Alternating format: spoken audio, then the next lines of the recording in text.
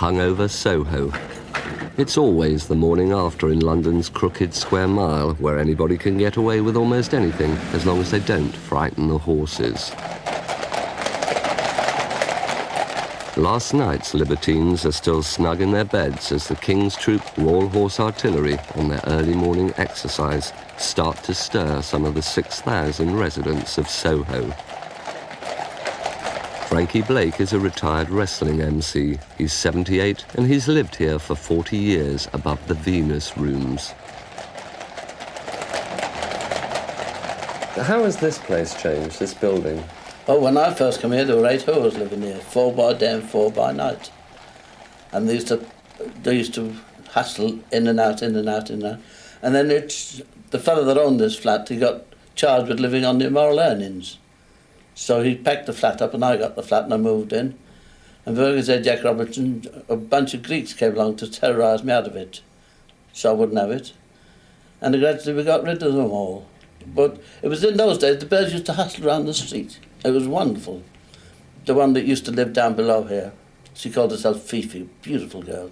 Lovely tight skirt. And she used to walk out the flat, down Dean Street, along Shaftesbury Avenue and back. And within 2 minutes, she found a geezer, and she used to say, hello, monsieur, follow me. And there she was walking along with a little bottle, oh, click, click, click, click, click.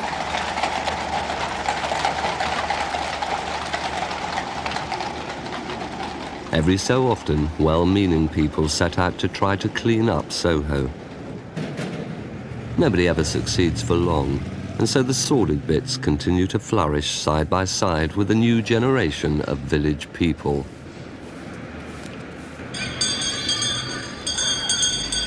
Donato? Yes. Jonathan? Yes. Where's Aminata? She's not here, is she? No. Georgie? Yes. Well done, that was lovely. Mei Ling Yun, are you here? Yes. Good girl. Jason? Are you here? You're not here today? He's not here today, anybody?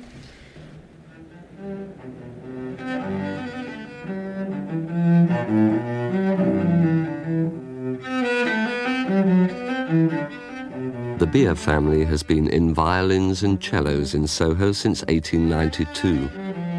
Some of the world's greatest musicians buy here and bring their precious instruments to the repair room upstairs. The hallmarks of a Beer's craftsman are delicate fingers and nerves of steel. It's certainly one of Stradivarius's nicer instruments, made in 1721, when he was about 77 years. Do you know what it's worth? Certainly over £100,000, I would think. Do owners sort of hang around while you're doing this sort of thing? We don't encourage it, especially not when you open an instrument, because it goes on the nerves of these people.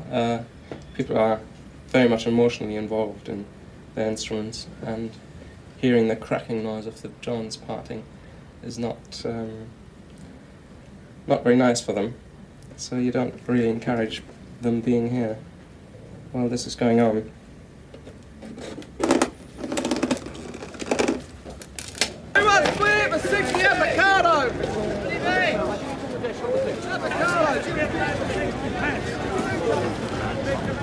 Soho is two-faced. It's traditionally a centre for arts and crafts. It's also a hotbed of sin. These three musketeers, familiar with most of the rackets, are goodies trying to sort out the baddies on their beats.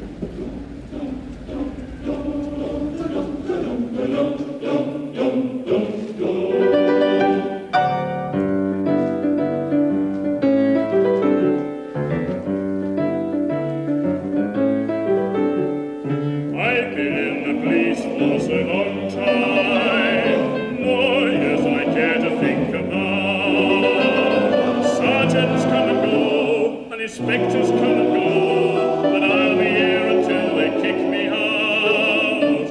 I like the people I meet every day, as I go quietly walking on my way. I'm an ordinary golfer, rose that fall in his feet.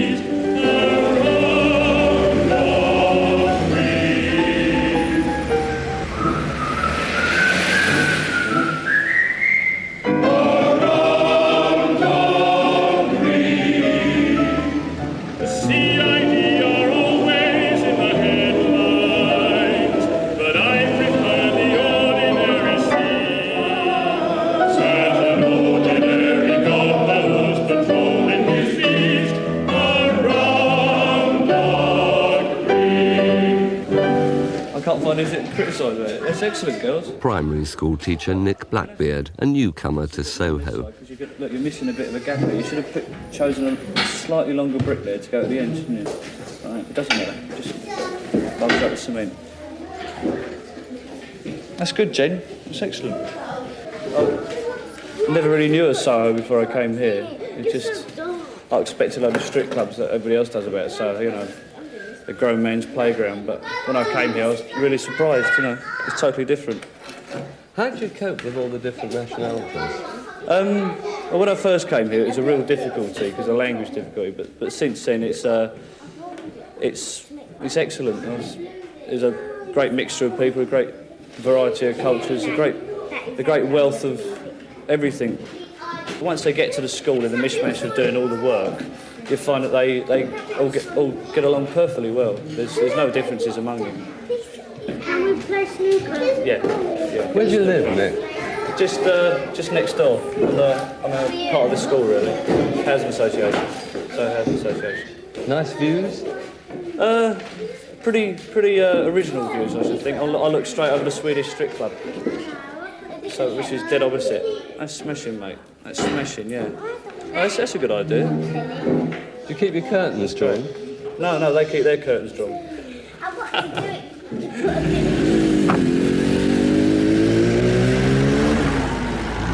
Most of what's left of the British film industry is run from Soho. Today, sound effects are being dubbed onto Dance with a Stranger. It's a serious movie. Okay, dog at 27.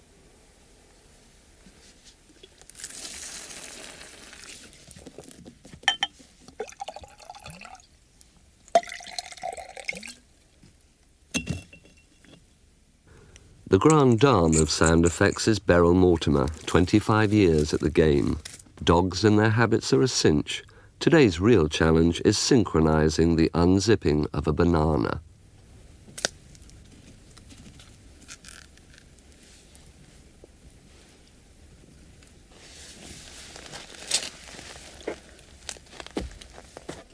The dog pee was fine, Beryl. Just once more for the banana, thank you. Thank you, darling. Do you get many phony strads come in here? People thinking that they've got the real thing?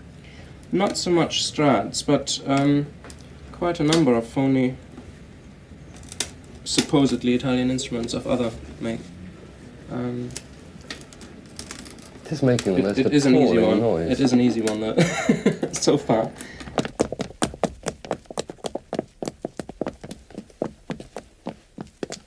Can we go once more? Both people doing it. You don't want the two children first. But now I'm actually being able to pull the table off. And this is it.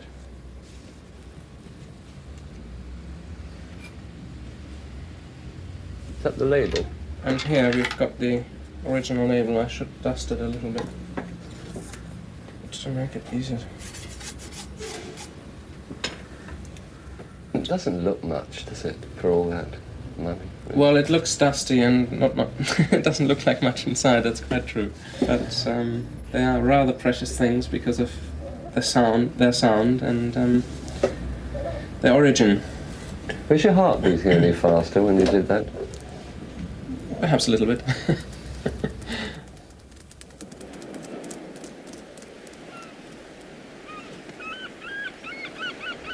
Thank you. More like an Alsatian, mind you. What's the daftest sound you've had to do? Daftest sound. We've done some today, but what would you say the daftest thing we've been doing? What, fly on the ceiling? Like that, if they crawl or do anything. Yes, we've done spiders, we've done any animals at all. We do elephants, horses, you name it, practically every animal we cover to do. We do practically all types of dancing. Oh, dear, I don't know, what else do we do? Running? Screaming, crying, airport announcements if necessary. Practically anything if it moves. Well, that's your speciality, isn't it? Airport announcements. Well, I don't like to talk about that, do I? Yeah.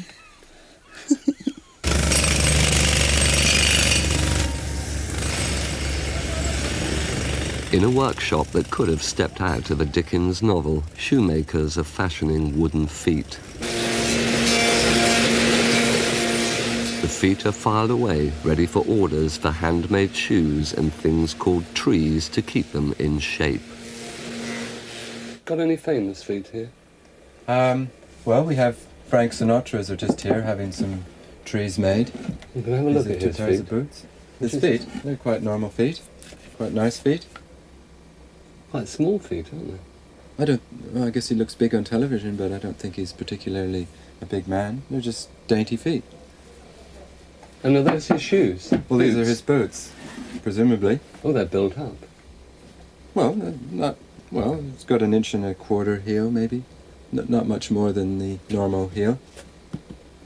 Quite a lot more than the normal heel. Well, I had a man come in once, and he said, "I'd like a pair of lasts." And I turned around to get my stuff, and I turned around and he'd gone. And I looked down, and he was down here. He'd taken his shoes off. He'd come in with a 5-inch heel shoe on. He'd taken them off. He wanted another pair of lasts made with a 6-inch heel.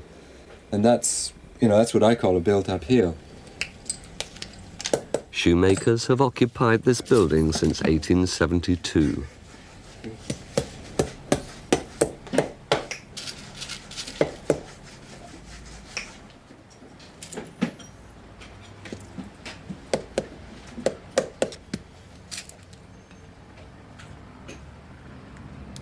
Expensive, these shoes?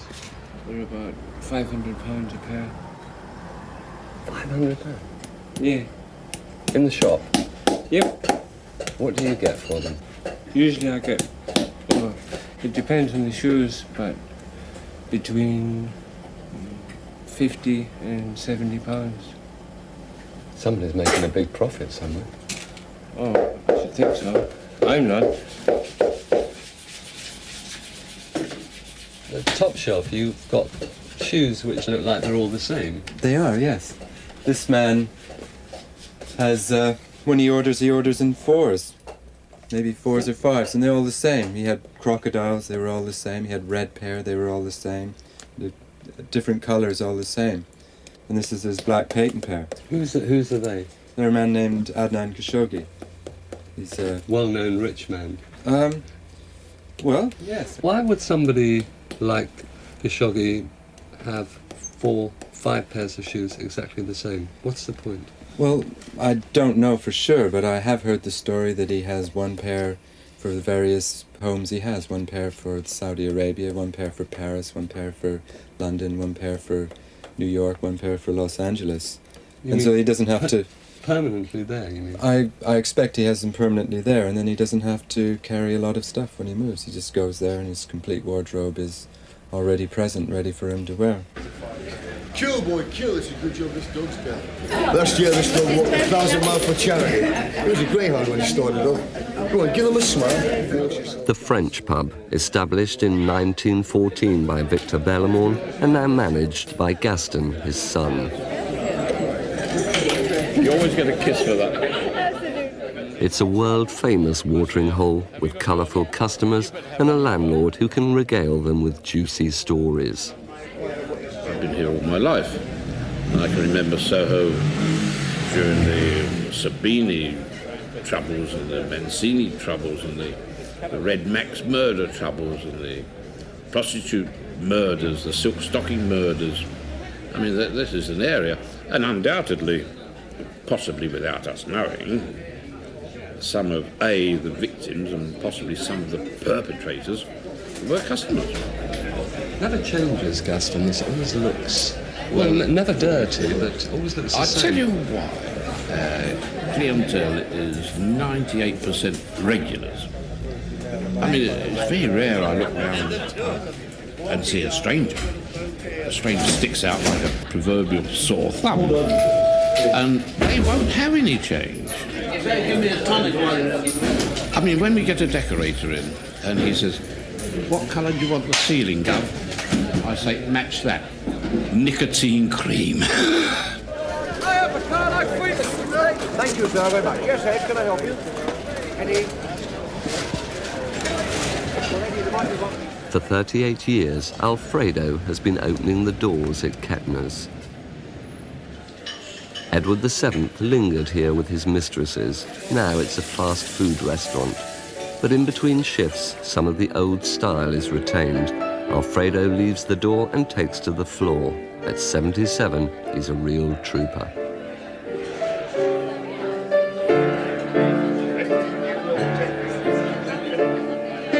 Il mare quanto è bello, ispira tanto sentimento, come il tuo soave accento, che me desto fa sognare. Come lieve sale dal giardino d'orange, una profume non uguale. Did you have any training as a I singer? never had any training, but I always sang, and I'm still singing now because I enjoy it. When they ask me to sing, it's like an autograph to a film star. The pleasure is mine to sing. Do you get to sing with anybody famous? Oh, yes. I sang with Alice Faye. And the song I still remember. You never know just how much I miss you. You never know just how much I care. Did she sing that with you? Together we sang. Together. And I sang with Sinatra too. Mira il mare quanto è bello, spira tanto sentimento. What was he like? Nice fella. And he said to me, what is your name? Alfredo. What have you been doing all your life? Have you been sleeping? That's what he said to me. Sleeping? Sleeping, because my voice, he was really, well, he enjoyed. He said, he had a voice, you should carry on singing. But I didn't. My profession is this one. So I didn't bother to. Were you as good as him, do you reckon? Nearly is good. And I sang with Peter Ustinov. Peter Ustinov, I sang, O Sole Mio. He's Russian, Peter Ustinov. Yes, but he speaks 14 languages. He spoke Italian with me, really fantastic. Better than myself, honestly.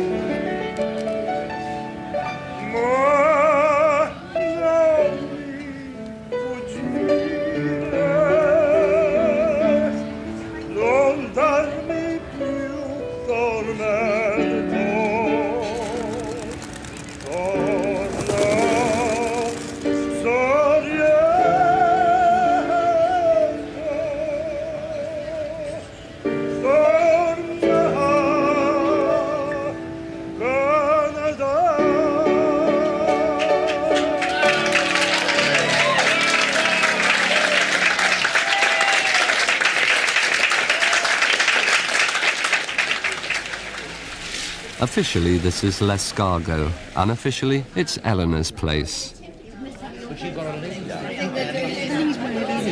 doesn't actually, he's a very wary person. He doesn't have the opening night stop 7 you don't want to wait that long, do you? Although she's never had her own restaurant, Eleanor has been drawing customers to Soho for 30 years. Well, when I came here, I thought, I wish it was my place. Do you regard it as your place, then?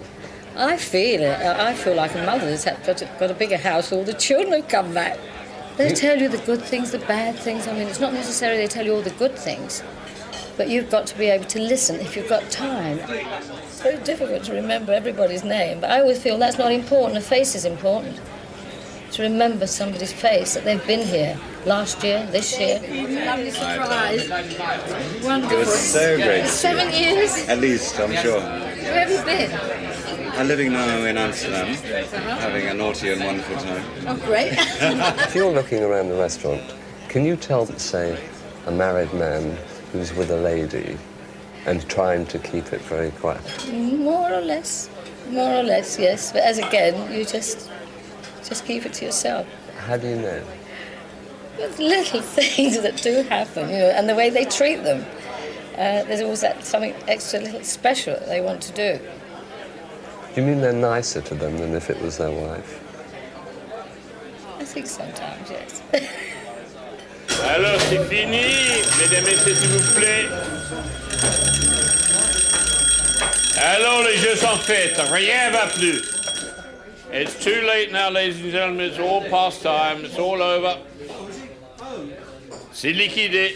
Finissez, s'il vous plaît.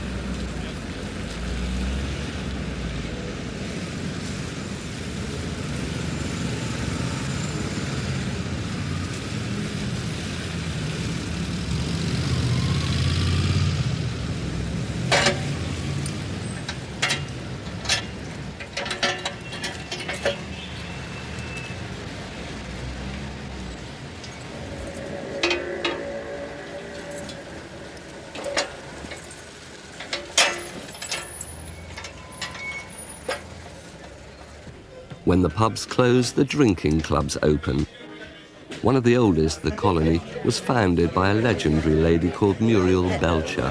When she died, the throne by the bar was inherited by her protégé, Ian Board. Hello, chaps and chapesses. Sign your lovely members in, guest in, dear.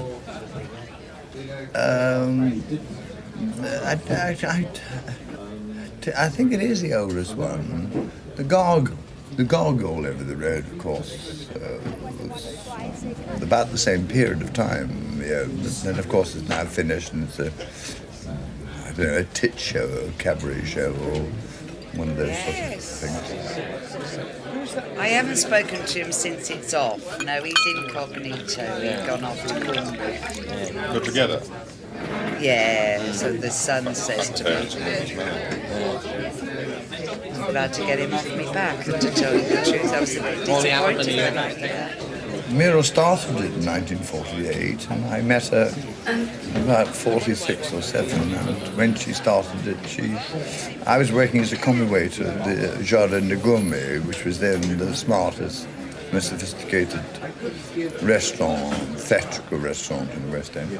And she used to go there a tremendous amount with some of the richest and most famous, successful people.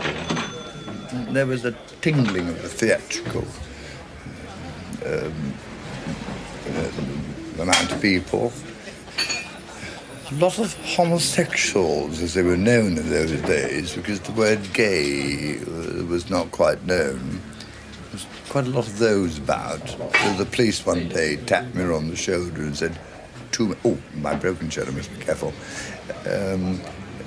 Too many of those in here. I have to sort of sort it out a bit. And she had that marvellous magic. She was an extraordinary woman. Do you miss her? Desperately. I dream of her constantly. Almost every day I dream of her. I think she's always in this room with me.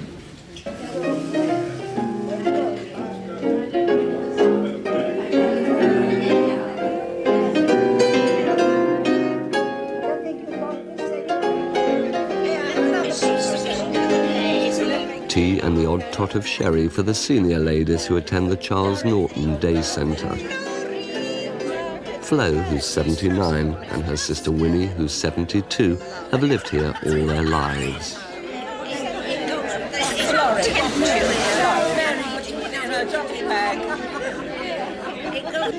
Was Soho a bit of a naughty place in the early days that you remember? Yeah, nice naughty, not evil naughty like it is now. What do you mean by nice naughty? Well, how can I tell you? We could walk around, we could go out of an evening and not be afraid to do so. I wouldn't go out now of an evening around here. No way. Well, the girls used to do their trade on the corner of the streets, like, lovely silver fox furs, and they were smart, they were lovely. They really were lovely girls, they really were. And, I mean, they always thought of the old people around here and the children, didn't they, Flo? Mm-hmm. And give them the parties Christmas time. Yeah. They were really lovely girls. Mind you, there was the odd one or two down Lyle Street or something like that when we were young, like say 13, 14, looked at them, they used to say, what are you looking at? She knows.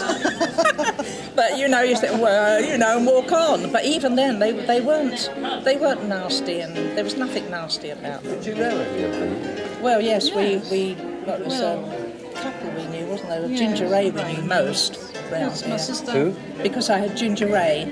because I was a publican's wife just round the corner, and she used to come in, and we used to say right from the beginning, now look, Ray, no nonsense, behave yourself, you just have a drink. If you interfere with the gentleman, out. And she behaved herself absolutely beautiful. She really did, didn't she? Mm-hmm. She was just down the road here. She lived over an oil shop a few doors away from here on the second floor. She got murdered, but they never found the culprit. Never. And then there was another one that got murdered over the barber shop, wasn't there? Lexington Street. Another one there, but we never knew her much. No. I used to play the accordion at Rainbow Corner in Piccadilly Circus for the Americans, and never got magged or anything with my accordion over my shoulder, and it weighed 32 pounds. I still have it, a Delappe, but I don't play it because I can't carry the weight, you see.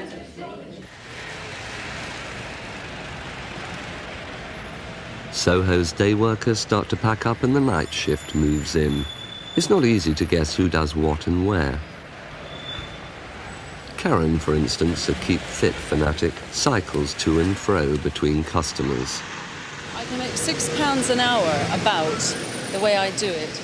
And I work about 3 hours a night. And I can quit whenever I like and come back whenever I like. And I've got lots of projects, like I'm doing some writing right now. So it gives me a lot of spare time and a convenient money source. You're not the sort of archetypal type of stripper, are you?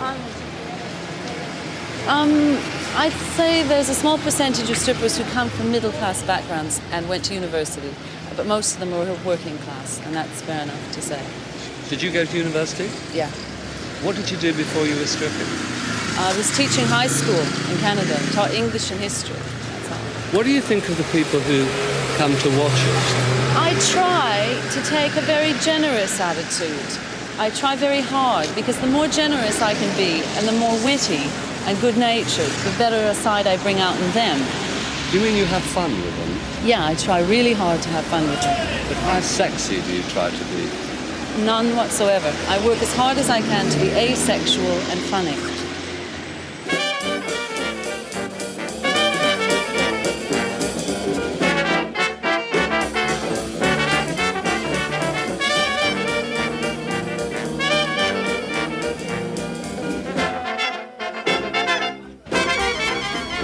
Soho by night, the wicked lady everybody is familiar with.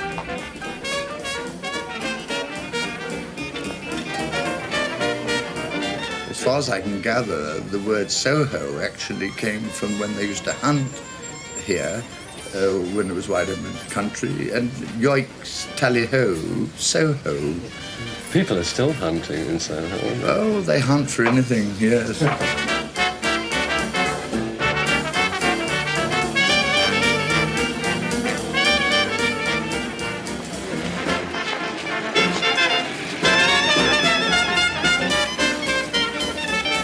In the olden days, the police knew every girl on the street, where they lived, what they used to do. And it was, well, you knew where you were.